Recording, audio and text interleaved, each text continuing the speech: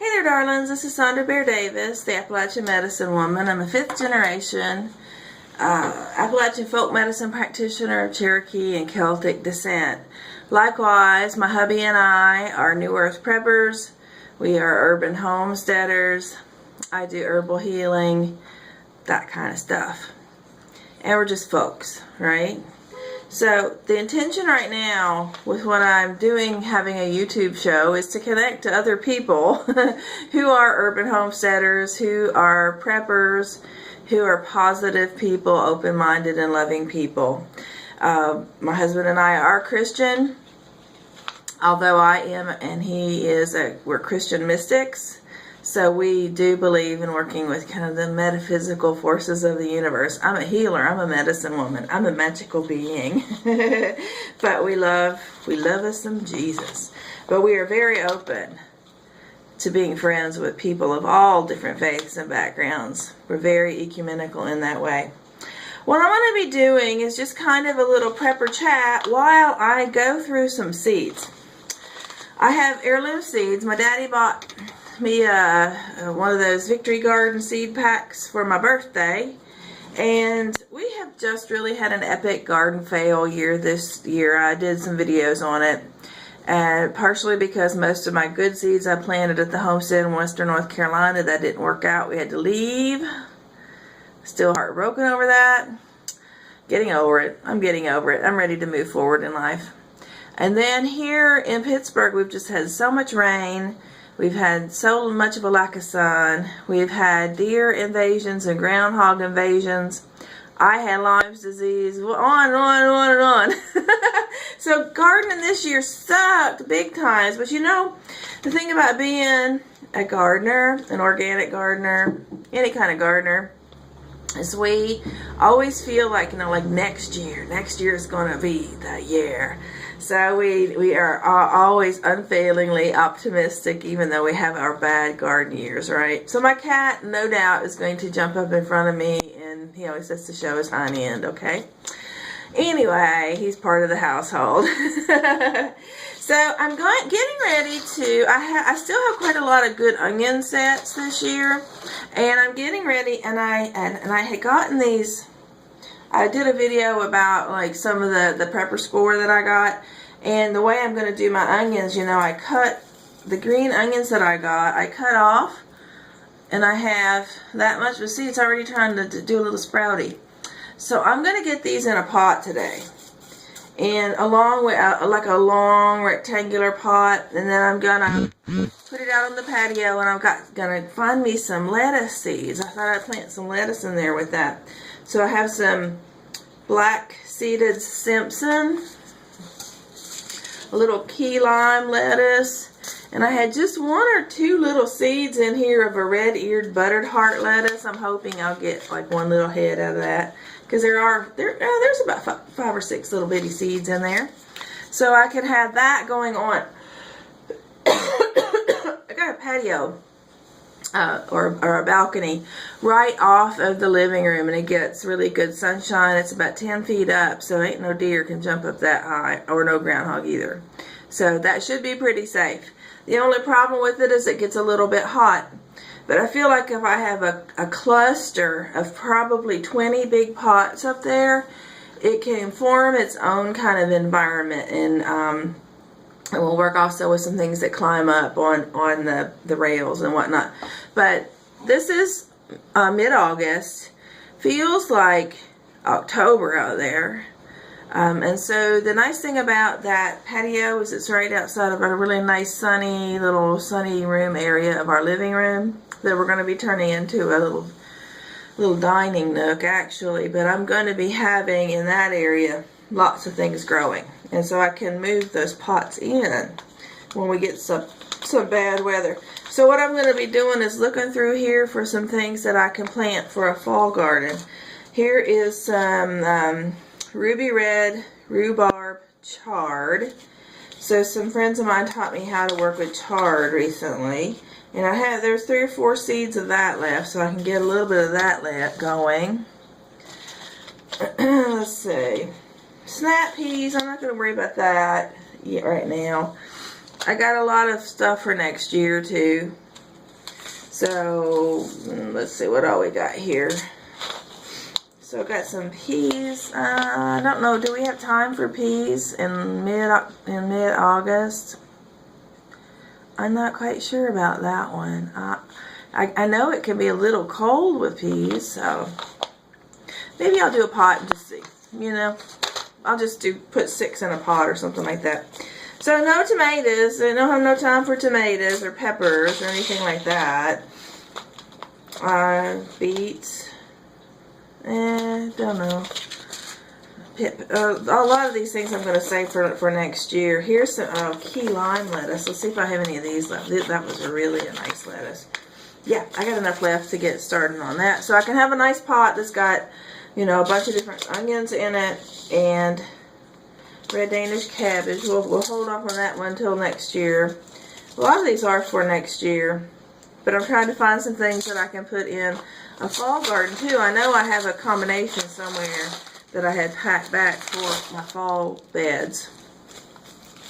Got me some tobacco seeds that a friend gave me. These are heirloom tobacco seeds. Next year. Yeah, it's always next year, right? But next year I will be planting this. I think that's a really great... Aha! Turnips! Yay! So I can do like I'm going to do a pretty big size pot of turnips, right? Great. Maybe a couple, you know. Until we get a fence down around the bottom, we're just having such a battle with the deer and the groundhogs. Of course, SHTF, we got dinner too. Let's see here. Oh, do I have any of these? Oh man, this was such a good... Yes!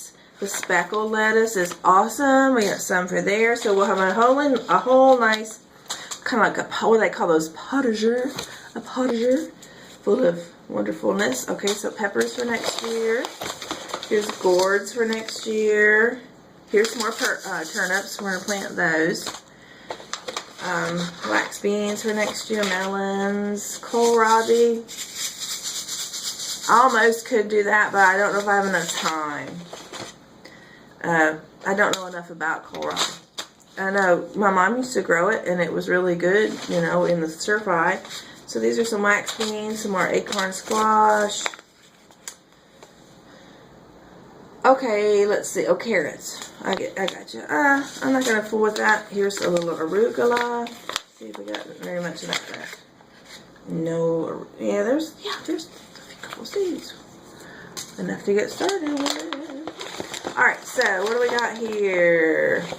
Oh, a gourmet salad blend, and there feels like yeah, I got plenty, so I can get a couple of pots of lettuce and onions going. That's good, because I can move that inside, you know, whenever it's going to be cold. I was also thinking about out there doing a little bit of a polyurethane sheeting hoop garden, like out on that patio area, to extend the season out. So I think that might work, and it wouldn't cost but a few bucks.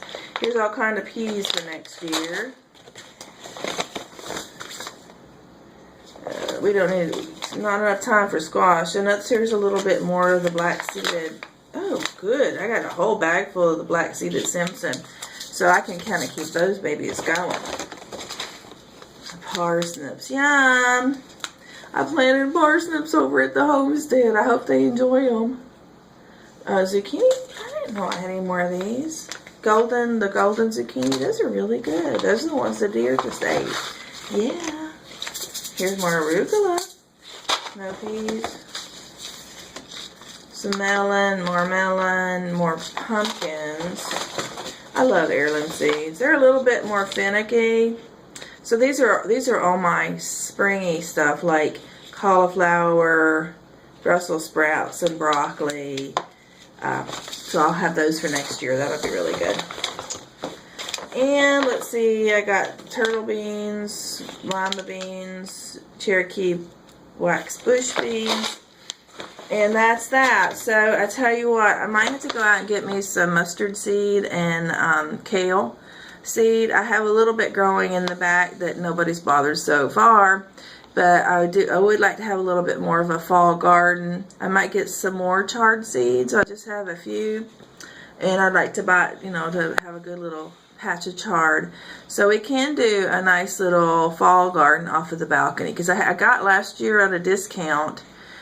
Just happened to go into like Family Dollar or something like that, and they had all their gardening supplies 90% off and then 50% off of clearance items. So I got these huge pots for just like 40 cents. It was crazy. And some of the really, really big ones I might have spent $1 on, but I got probably about 20, so I can put in a decent sized patio garden back there. And I'll have, like I said, the lettuce and the onions. And I'll have, I think I had a little bit of radish in there. I'll throw some radish and carrots in there, see if they work. And then I'll have some nice greens, you know, for the garden. So that'll be good. Yeah. So even though there's always next year, there's always this year too, right? So try again. One of the things I decided this year, because I have found the last 2 years working with heirloom seeds, they are a little more finicky than the naturally hybridized seeds. I'm not talking about genetically modified. I'm talking about the natural farmer hybridized seeds. I may just start working with those a little bit more. I'm going to keep working with the heirloom seeds in order to preserve them. But just to make sure I get an abundant harvest, you know, I think that's really going to be important this coming year, is an abundant harvest.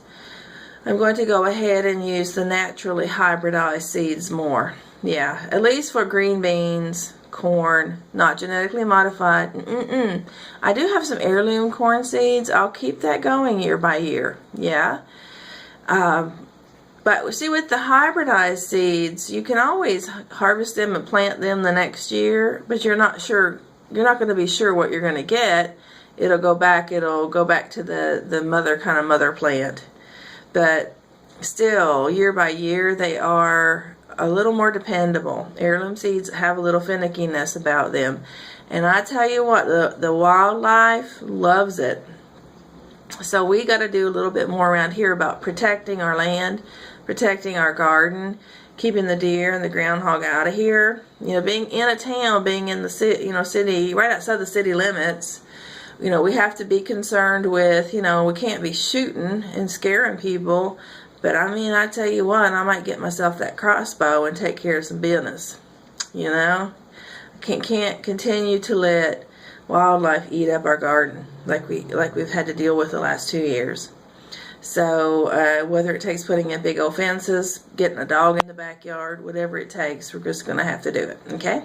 All right. So I'm going to turn this off. I'm going to probably do a little bit more of a prepper chat tomorrow. But right now I'm just going to sign off with a, hey, it's been great spending time with you today. Check out the videos that I did today as I gathered in herbs.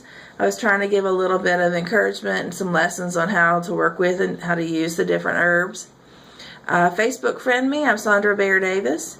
And catch my radio show, The New Earth Prophet, with Sandra Bear Davis, the hostess.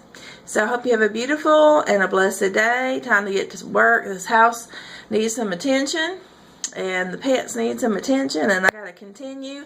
See my grubby hands, my gardener hands. Yeah, from gathering stuff in and pulling weeds, I got some more weed pulling I got to do. All right, y'all take care. And oh, it's my birthday next week. My wish list is I want a solar oven. I want my husband to start working on an outdoor kitchen. I want a basement. In the basement, I want a wood stove with the burners on it.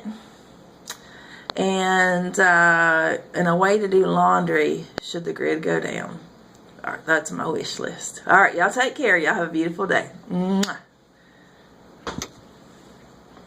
I always do that.